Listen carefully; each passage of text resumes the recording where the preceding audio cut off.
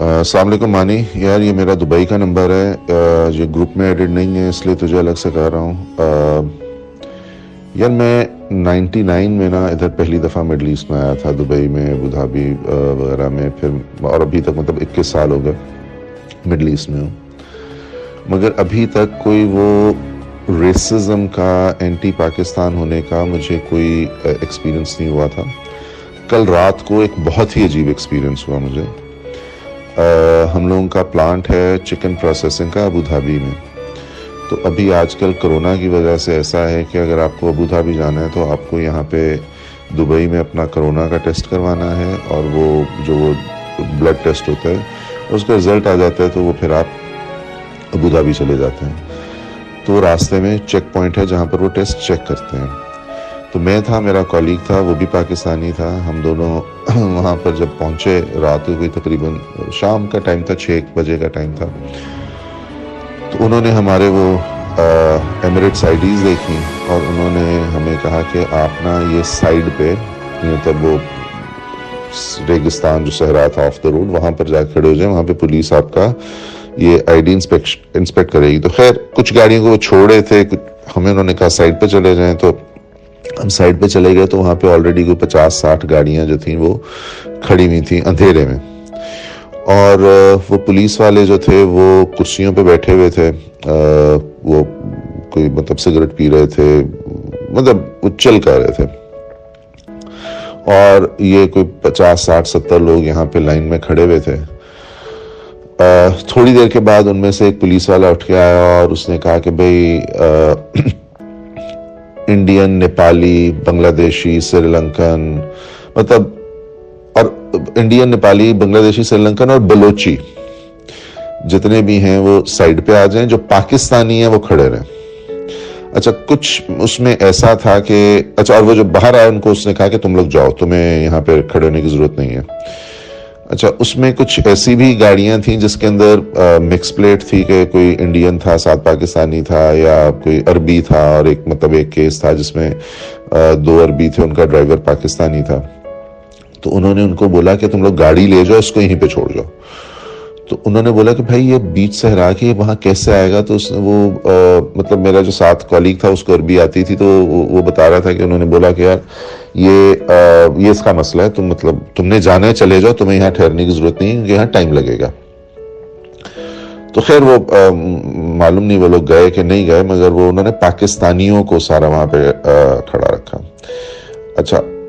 اور اس میں کم از کم 3 فیملیز بھی تھیں کہ ان کے چھوٹے بچے تھے، خواتین ساتھ تھیں، اور وہ یہ کہہ رہے تھے کہ جی ایسا نہیں ہو سکتا ہے کہ گاڑی میں بیٹھیں گے، آپ کو لائن میں کھڑا ہونا ہے، آپ ابھی ہو جائیں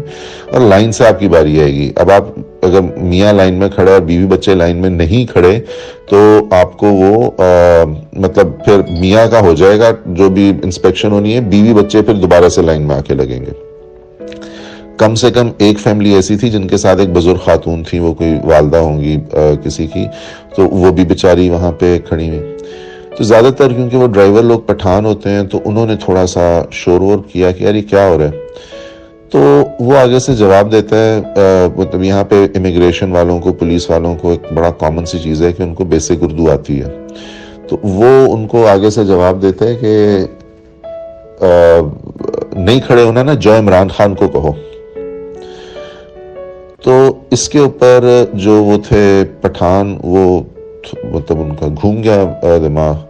تو وہاں پر کوئی اس وقت تک تقریباً 70-80 لوگ جمع ہو چکے تھے، تو وہ انہوں نے نعرے لگانے شروع کر دیے، پی ٹی آئی زندہ باد، عمران خان زندہ باد۔ اور ایک آدھ کیس کے اندر کوئی ویڈیو بھی، کوئی اس طرح کے واقعات میں لوگ ویڈیو بھی بنا لیتے ہیں، تو اس نے کیا کیا کہ جتنے بھی لوگ کھڑے ہوئے تھے انکلوڈنگ اس، سب کے موبائل لے لیے کہ یہ آپ موبائل دے دو اور بس سب چھٹی کرو۔ انہوں نے تقریباً اور بولتا ہے کہ جو عمران خان سے جا کے اپنا فون واپس لے لو، مطلب ایک پرسنل نام لے کے وہ اس طرح سے کر رہے تھے صرف پاکستانیوں کو۔ مطلب میں وہاں پہ خود تقریباً 2.5 گھنٹے کھڑا ہوا، پھر مطلب ہم میں سے اکثر نے بولا کہ بھائی ہم ٹھیک ہے، ہم نہیں جاتے ابوظہبی، ہم واپس دبئی چلے جاتے ہیں۔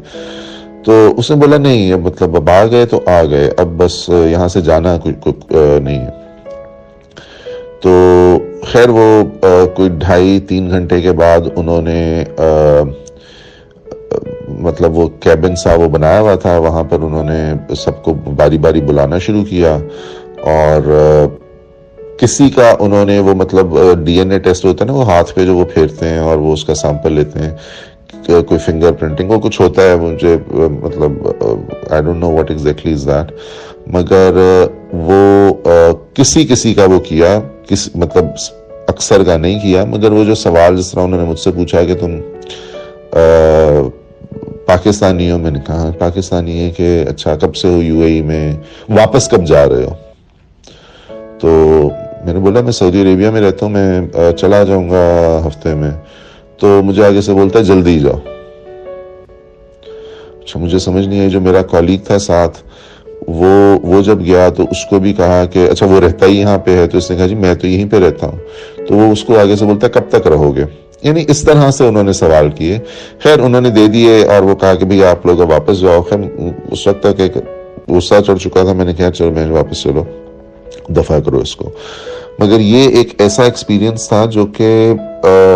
یعنی اسپیسیفکلی انہوں نے کہا کہ جو پاکستانی ہے، اور الگ سے کہہ رہے ہیں کہ جو بلوچی ہے وہ بھی جائے۔ اب